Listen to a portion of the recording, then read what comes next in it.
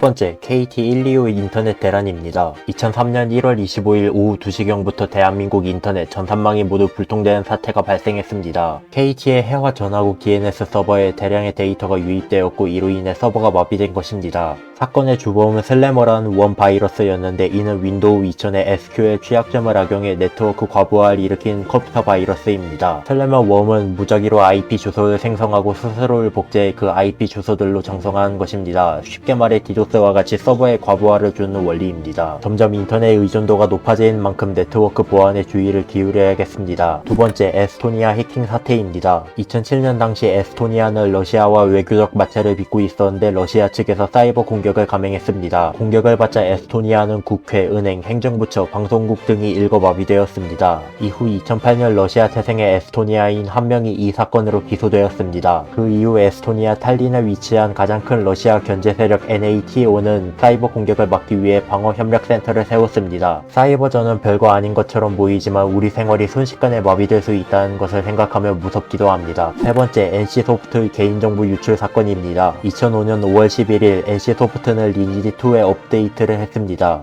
그러나 엔지니어의 과실로 5월 16일부터 6일 동안 게임에 접속한 이용자들의 개인정보가 암호화되지 않고 노출되었습니다. NC소프트는 상황 파악이 되자마자 즉시 게임의 접속을 차단하고 비밀번호를 변경하도록 조치했습니다. 그러나 이 사건으로 인한 피해자들이 있었고 이들은 소송을 제기하여 50만원의 보상금을 지급받는다는 판결을 선고받았습니다. 게임도 중요 재산으로 인정받는 시대인데 게임사들은 보안에 더 신경 써야 할 것 같습니다. 네 번째, SC제일 시티은행 개인정보 유출 사건입니다. 2013년 4월 SC은행과 시티은행에서 개인정보 13만 건이 새어나가는 사건이 발생했습니다. 시티은행의 대출 담당 직원 박씨는 실적을 올리기 위해 은행 내부 전산망에서 고객의 개인정보 3만 4천 건을 유출했습니다. SC은행의 전산 프로그램 개발을 맡은 외부 업체 직원 이씨는 2011년 11월부터 3개월간 대학 선배의 부탁을 받고 고객 정보 11만 3천 건을 유출했다고 합니다. 이런 유출 사건의 해결 방안은 DLP 솔루션을 강화하는 것인데 이는 데이터를 인가된 사용자에게 제공하고 승인되지 않은 사용자에게는 제공하지 않도록 하는 서비스입니다. 내부의 적이 가장 무섭다고 하는 말이 있죠.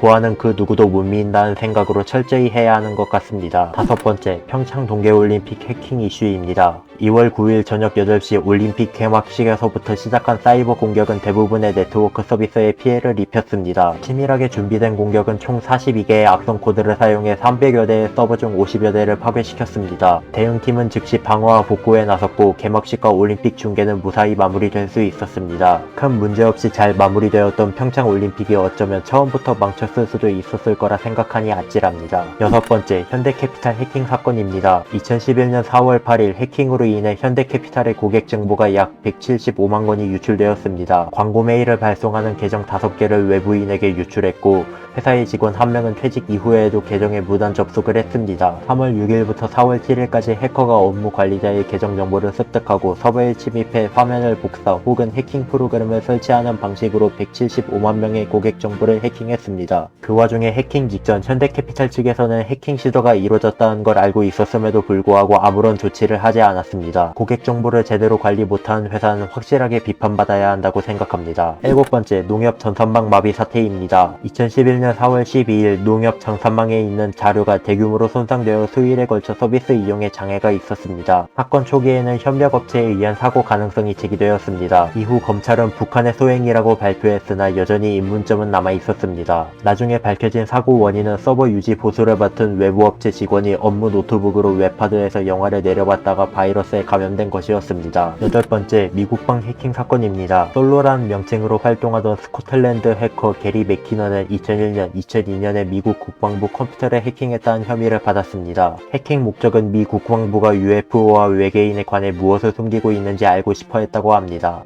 맥키너는 국방부 운영체제에서 중요한 파일 삭제, 워싱턴 미군 광고사령부 네트워크 작동 중지 등의 해킹을 감행했습니다. 맥키너는 현재 런던에 있으며 본국 송환 조치에 10년이 넘는 세월 동안 항해하고 있다고 합니다. 돈도 아니고 외계인 때문이라니 해킹 이유가 너무 황당하다는 생각이 듭니다. 아홉 번째, 어나니머스와 HB 게리입니다. 2011년 초 HB 게리의 CEO 에론 바가 어나니머스 회원 몇 명의 정체를 밝히겠다고 선언하였고 이는 어나니머스의 심기를 건드렸습니다. 이에 대한 복수로 어나니머스는 HB 게리 계열사의 시스템을 공격하여 위협에 빠뜨렸습니다. 그 후 어나니머스는 수만 건의 HB 게리의 비공식 자료들을 복사해 일반에 유출시켰습니다. 이 자료에는 위키리스크의 내부 문서 유출 계획, 리포터 방해 등 HB 게리의 수상적인 계획들에 대한 내용이 다수 있었습니다. 괜히 HB 게리가 어나니머스의 심기를 건드렸다가 되려 당한 듯한 느낌이 듭니다. 10번째, 헤스 스파이 사건입니다. 1980년 소련 연방의 스파이로 채택된 독일 시민 헤스는 미국 국방부 컴퓨터를 해킹해 기밀 정보를 훔쳐오라 한 임무를 받았습니다. 헤스는 위성 링크 및 대서양 횡단 케이블을 통해 미국 국방부 컴퓨터를 공격하는 데 성공했습니다. 그러나 결국 캘리포니아 로렌스 버클리 연구소의 컴퓨터 센터 관리인인 클리포드 스톨에게 발각되었고 헤스는 처벌을 받았습니다. 이후 스톨은 이때의 경험에 대해 뻐꾸기 알이라는 책을 쓰기도 했습니다. 해킹과 보안은 끊임없는 창과 방패의 싸움이라는 말로 표현하고 싶습니다.